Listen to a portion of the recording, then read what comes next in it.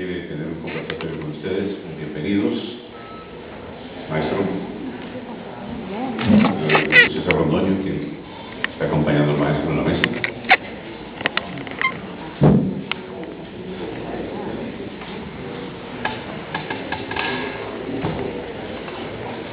Hace 25 años y unas horas yo conversaba con mis amigos y veía pasar a Fernando Cruz con mucha admiración.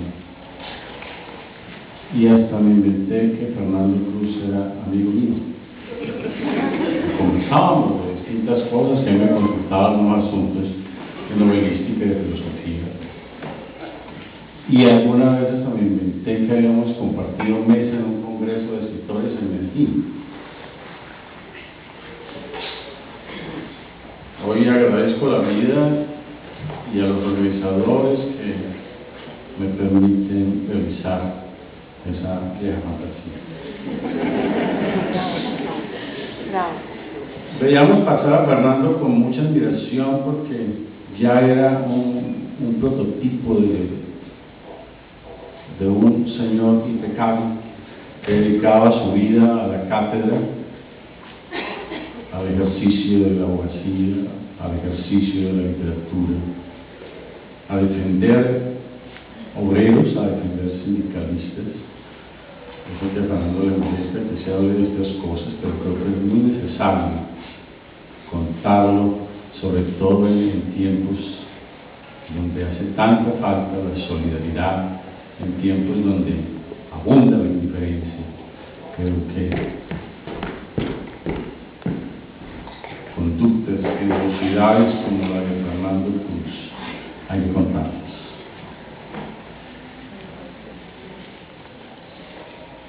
Leí su novela, Fernando, hoja por hoja y diente por diente. No es fácil, su novela. Usted mismo dice que no le hace concesiones al lector, que no le importa mucho. Literalmente, en el excelente reportaje que publicó Gaceta, dice: no voy a hacer concesiones, escribo lo que quiero sin pensar en el placer del lector. Yo estaba muy asustado con esa presentación y anoche me inventé una fiesta con unos amigos para que me ayudaran a pensar el asunto. Invité a José Zuleta, Horacio Benavides, a Eduardo García, a Julio Delgado, una amiga, como podrá ver usted. Pero aquí estoy. Cuando le leí esto a mis amigos, uno de ellos dijo que tal vez usted era autista u onanista, por aquello de que no le importaba el lector. Pero Julio Delgado, que es un muy inteligente, dijo: pues si Fernando Cruz dice que no le importa el lector y escribe libros, hay que interpretarlos de alguna manera. Fernando Cruz no va a incurrir en una contradicción tan obvia. Debe ser que él está buscando un tipo especial de lector. Se dirige a otro lector. ¿Cuál es el lector que Fernando Cruz busca, que Fernando Cruz quisiera para sus libros?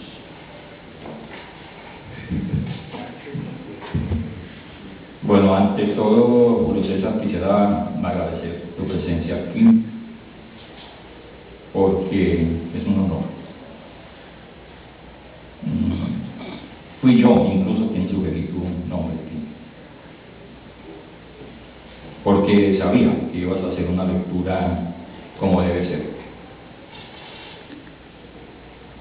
Como en la pasada presentación del Destierro aquí fue José Zuleta, porque es un gran lector. En realidad no es que no me importe el lector en general, tú mismo lo has dicho, qué tipo de lector. En el fondo de lo que se trata es de no hacerle concesiones al lector que impone el marketing literario. Como en muchas oportunidades anteriores y que ya allí mismo en esa entrevista lo expliqué, el marketing en la educación y el marketing en la literatura y en la cultura son muy dañinos. El marketing no consiste en que las cosas se compren y se vendan. El marketing tiene como principio que el cliente tiene la razón y que se escribe o se produce para el cliente. En términos de jabones, calcetines y en fin, el cliente podría tener la razón, pero en términos de literatura, el cliente no tiene la razón. Ni en la educación tampoco. Cuando los estudiantes se convierten en clientes, hay que impartir la docencia que ellos quieren. Y claro, quieren el menor esfuerzo, con menos edad. El marketing literario es el que da origen a novelas que han pasado en los últimos años como grandes obras en el campo de las ventas, pero que desde el punto de vista estético y literario son una vergüenza. Entonces esa frase, según la cual no escribo pensando en el lector, es pensando en ese lector cliente. Obvio que pienso en un lector culto, pienso en un lector y escribo para un lector que disfrute de la literatura, de la escritura comprometida con un propósito estético. Yo considero que tiene razón el viejo Harold Bloom, a pesar de que su obra es bastante discutible, El canon de Occidente, que el valor de una obra literaria se mide por su componente lingüístico, por su componente simbólico, por su componente metafórico, por su componente cognitivo. Porque de alguna manera la literatura lo que debe permitir no solamente es el goce del lenguaje, en la medida en que el esfuerzo del escritor debe ser un esfuerzo por, como dice Octavio Paz, y a cada rato lo cito, el esfuerzo por hacer que las palabras se reúnan como si fuera la primera vez que se reúnen. Es decir, el trabajo del escritor es ese esfuerzo de ortografía, este esfuerzo, no son los temas, como acabo de decirlo, es ese propósito de producir una obra que satisfaga esos componentes del lenguaje, de la metáfora, de las simbologías y de la cognición. ¿Y qué piensa entonces de lectores, de escritores que pueden conmover en la misma página a lectores cultos, a críticos y a personas del común, por ejemplo García Márquez? Sí, son los grandes genios que logran, hay que empezar por decir que la obra de García Márquez no se le nota la elaboración, pero toda la obra de García Márquez es un inmenso poema supremamente elaborado. Otoño del Patriarca, que para mí, claro, que no puedes conocer 100 años de soledad, en fin, el cordero no tiene quien lo escriba, pero uno lee a Rulfo, por ejemplo, y es un escritor aparentemente transparente. La complejidad de Rulfo es poética. Quizás el lector común y corriente disfruta de los cuentos por la anécdota, o por Pedro Páramo por la anécdota, pero hay un segundo piso en la obra de los grandes escritores, que es el piso poético, el piso del lenguaje, al que acceden, por supuesto, las personas que tienen ese gusto por la poética que hay allí. También suelo poner el ejemplo de Herta Müller, la premio Nobel relativamente reciente, porque sus novelas son un monumento al lenguaje. Y ella, con esa sinceridad y sencillez que la caracterizan, en el discurso del premio Nobel, si mal no recuerdo, cuando lo recibió, hizo homenaje a Juan Rulfo como una de sus influencias.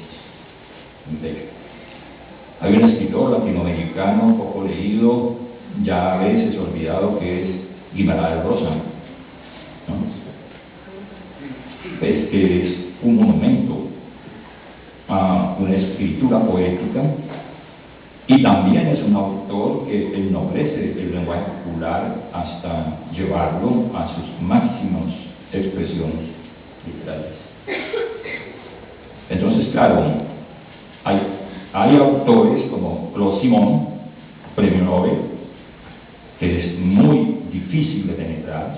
Está Samuel Beckett, extraordinario escritor, premio Nobel también, de difícil penetración, pero están los otros, de fácil penetración, pero con una apariencia de sencillez que no es tanta. ¿Qué piensa usted de poetas que son muy sencillos? Por ejemplo, Sabines o Benedetti. Bueno, Benedetti no es de mis predilecciones. Yo pienso que Benedetti se hizo muy famoso, pues no voy a decir barbaridades, pero a veces las barbaridades son para ser escuchadas, ¿no? Benedetti, como otros escritores latinoamericanos, gozaron del privilegio de ser en ese entonces de las izquierdas ideológicas, y en ese sentido fueron reconocidos como escritores que de denuncia, digamos así. Obviamente tienen un trabajo profesional, tienen una factura innegable, pero no son, dijéramos, Benedetti. Sabines sí es un distinto, pienso, es un gran poeta. Pero es que insisto en que esas sencilleces son aparentes. En esos poetas y en muchos escritores y poetas existe una profundidad, digamos, que el buen lector sabe encontrar. Entonces, por supuesto, son escritores para todos los públicos, en cierto modo. ¿Y cuál era la barbaridad? Es que Benedetti no me gusta. Sí, Giovanni Papini, ¿no es cierto?, que es un escritor muy conocido en su tiempo, cuentan que cuando se estaba muriendo le llamó a su confesor, y el confesor pues vino allí, y entonces Papini pues tenía como algo que debía decir, y desde muchos años atrás que debía confesar y no se atrevía. Después de mucho rato le decía al confesor: es que yo no soy capaz de decirle lo que le voy a decir, y el confesor pensaba pues que era una atrocidad, un pecado pues imperdonable, y en cierto modo lo era, porque finalmente Papini le dije, bueno, ante la insistencia del confesor, dije, bueno, ¿de qué se trata? Ya estás muriendo. Te digo, es que la Divina Comedia me aburre.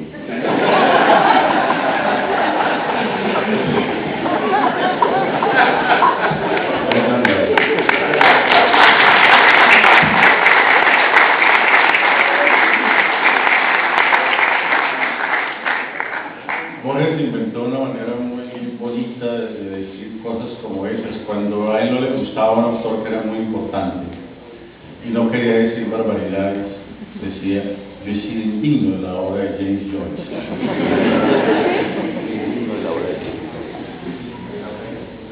De James Joyce.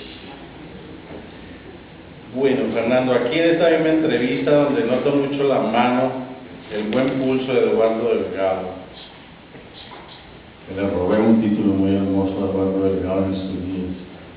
Se hizo una novela que se llama La Geometría del Crimen, y yo me quedé con las ganas y lo puse así el título de una columna: La Geometría del Crimen. Quedé muy bien. Precioso, ¿no?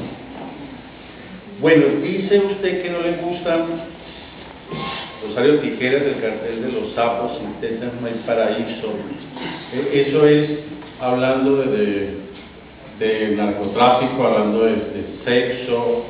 ¿Te molestan esos libros por sus temas, por sus tratamientos?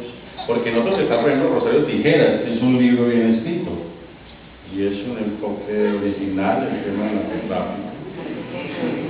Entonces no sé por qué lo pusiste al lado de sin tetas no hay paraíso. ¿Por qué está englobado allí? Porque supongo que no tiene nada con el narcotráfico como tema de la literatura. Y con las tetas tampoco tienen ningún problema.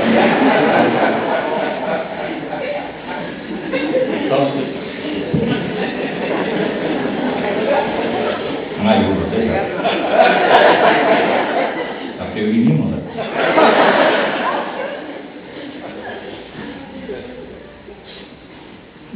Ya acabo de decir que los temas son lo de menos. Para mí los temas son secundarios, pues todo depende del tratamiento, de la aproximación que se haga a ese tema, de la propuesta estética. Cuando yo estuve la última vez en la Feria Internacional del Libro de Bogotá, en esa invitado por la Universidad de Caldas a propósito de la reedición de la novela sobre Bolívar, La ceniza del Libertador,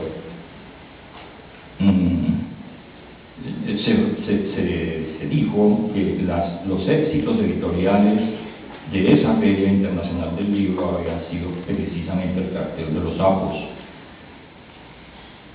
Y yo no sabía qué hacer, si venirme o irme a comprar libros o dominarme en la calle, no sabía qué hacer. Porque no hay derecho a que la novela exitosa de la Feria Internacional del Libro de Bogotá sea el cartel de los sapos. Hay textos que son interesantes por la intriga, más como crónicas y tal. Y yo creo que este tipo de género, pues, es un género más permisivo, digamos, ¿no? Pero, pues, por supuesto, no puede pasar por literatura, y yo no sé si es que soy muy exigente, pero no hay derecho, pues, a que este tipo de textos sean lo mejor de una feria de libros. Yo creo que de Rosario Tijera me gustó mucho más la serie televisiva. Porque ahí no veo nada.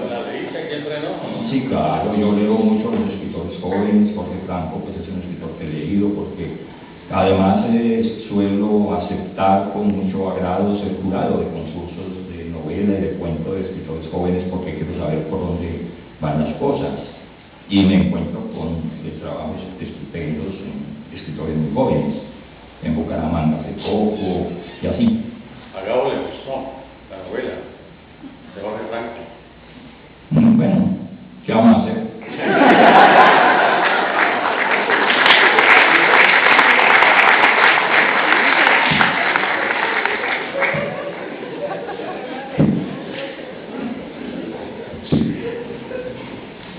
Yo leí hace muchos años un ensayo suyo en la revista, creo que Andún se llama, un ensayo donde dudaban mucho de que hubiera una relación entre la cultura de un pueblo, la cultura de una persona y la bondad de las personas. Es decir, que dudaban mucho en ese ensayo de que el ser culto, de oír a Beethoven, que todas esas cosas nos hicieran mejores personas. ¿Usted sigue pensando que eso es cierto? Si no solamente sigo pensando, sino que lo corroboro. Mira, este punto de vista viene de alguna manera de esos créditos de los grandes maestros, hay que reconocerlos. De mí, George Steiner. George Steiner expresa esto mismo que estás diciendo. En Babel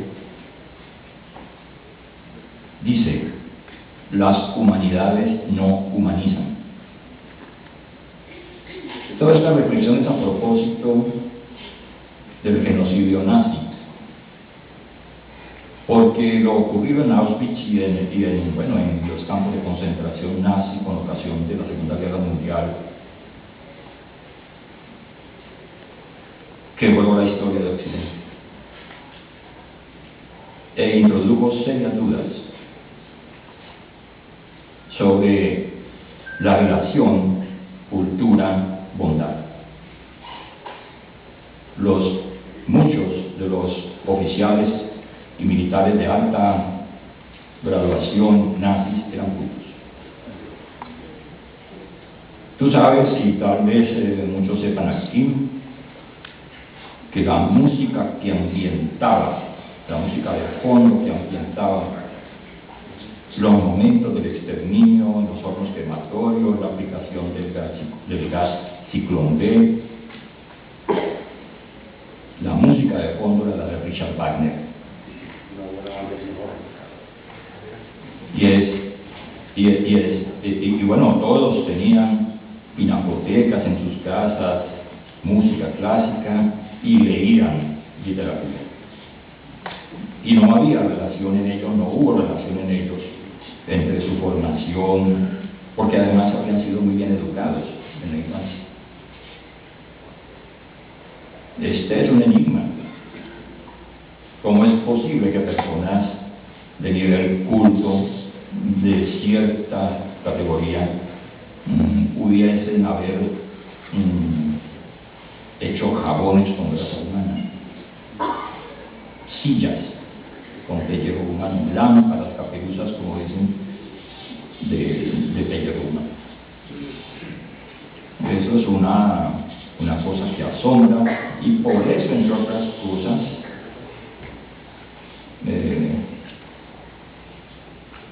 Adorno, si no estoy mal, dijo que después de Auschwitz no tenía sentido escribir poesía.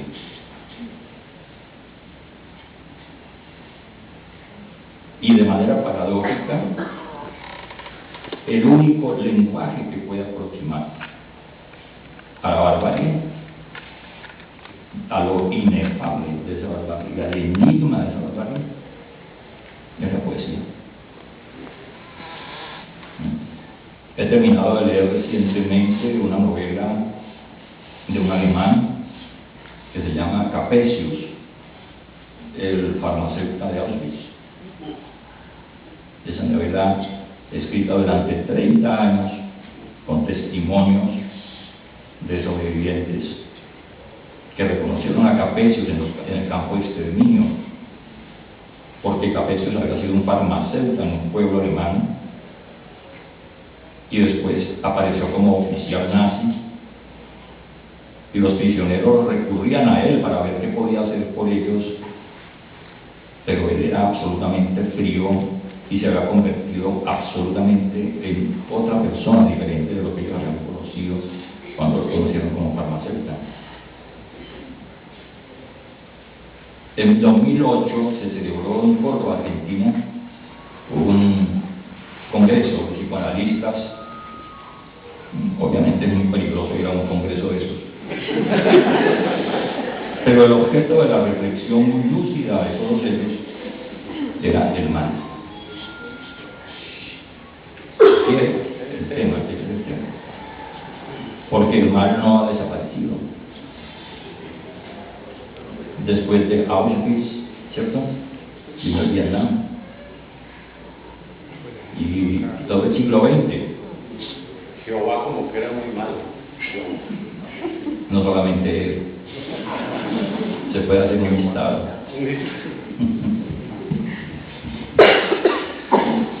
Bueno, Rolando, usted, por lo visto, usted desconfía de los cultos, pero también desconfía de los incultos. Aquí dice: yo le tengo miedo a una persona que tiene mal gusto porque es un asesino en potencia. Usted no confía ni en los cultos ni en los incultos. ¿Usted en quién confía como ser humano? No, a ver, claro que confío en los cultos. Lo que pasa es que luego... Pero a conversar, no vale la espalda. Pero... No, porque hay cultos excelentes. Yo conozco analfabetas mejores que todos nosotros, éticamente puros, absolutamente auténticos, gente del campo que, para quienes la palabra es la palabra y vale, gente excelente, entre las cuales me muevo con mucha frecuencia, y que valoro muchísimo, trabajadores, que a duras penas tienen bachillerato, ¿no es cierto? Y son personas de confiar, son personas correctas, como también conozco personas muy cultas, muy confiables.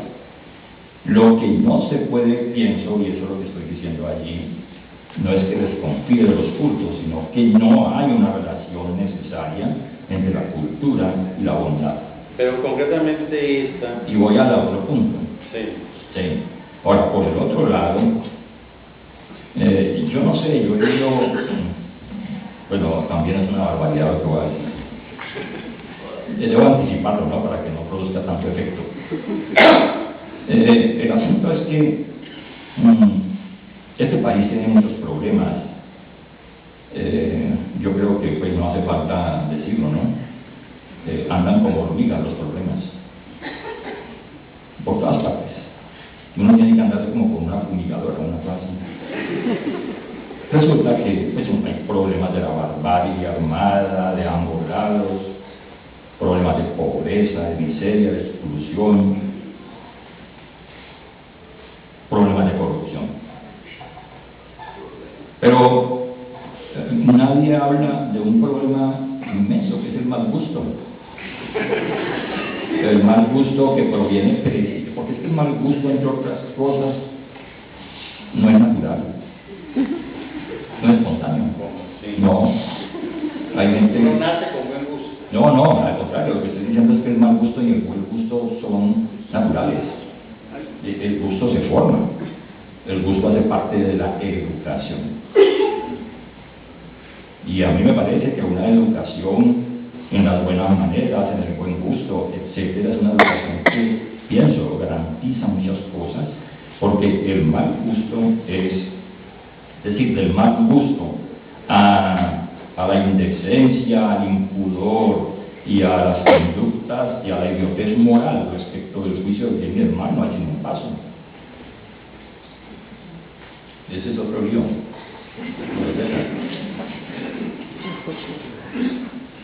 O no te asustes. Yo creo que la palabra gusto es relativa. Pues si son relativos a las estéticas, como no es relativo a los gustos. Yo te digo que un muchacho, por ejemplo, un muchacho punk, te ve esa pinta y dice, no, Fernando, si se está jodido. Y en su estética ya, las uñas negras, su cresta, todo, es la estética de su generación. Entonces uno como dice, como yo tiene mal gusto. Sí. Sí, por supuesto, tienes razón, el mal gusto, el gusto relativo, y aquí uno tiene que tener unos parámetros de los cuales definir el buen gusto o el mal gusto. Eso está claro. Por lo tanto, pues lo que yo juzgo como mal gusto lo hago a partir de los parámetros que definen para mí el buen gusto o el mal gusto. Yo conozco casas de personas muy humildes que tienen en sus alacenas manteles especiales para las visitas, vajillitas especiales y cubiertos para las visitas. Son casas sencillas, humildes, pero tienen buen gusto, maneras, ¿no? Le he dado tal vez mucha importancia a eso en mi vida porque por supuesto eso ya no existe, ¿no? Es decir, que por supuesto la cultura se va modificando y uno tiene que reconocer que hay digamos, juicios de valor sobre el gusto que van pasando. Claro, por supuesto. Yo soy bastante anacrónico. Pero viéndolo bien, está muy bien vestido usted. Yo creo que hasta un fan lo aprobaría. Bueno, pues yo te agradezco muchísimo, Julio César, por esas flores aquí. Usted tiene buen gusto, sin lugar a dudas. Tienes este buen gusto. Yo del mío. Yo del mío.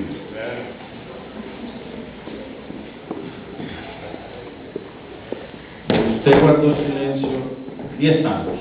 Si a 10 años no publicaba, usted no veía. ¿Por qué? Porque estuvo en silencio tan pequeño. Bueno, a ver, nunca dejé de escribir, nunca he dejado de escribir durante todo este tiempo e incluso me encuentro en una etapa muy feliz, muy intensa de escritura. Esas novelas tenían ya sus años ahí guardadas, tengo 3 más, pero no se preocupen que no van a salir pronto. Y yo fui muy bien publicado en otras ocasiones, digamos, la editorial Norma me publicó una novela, Planeta me publicó 2 novelas, los libros de ensayo fueron publicados por Planeta, vienen bien publicados, por editoriales muy importantes. Es de Planeta, sí, es un libro de ensayo sobre la modernidad. Bueno. Pero resulta que comencé a percibir, a sentir que los libros eran cada vez menos acompañados por los editoriales, que cuando un escritor presentaba una novela a la consideración de la editorial, se producía como primera evaluación una evaluación comercial. Y si uno pasaba la evaluación comercial, seguía la evaluación estética.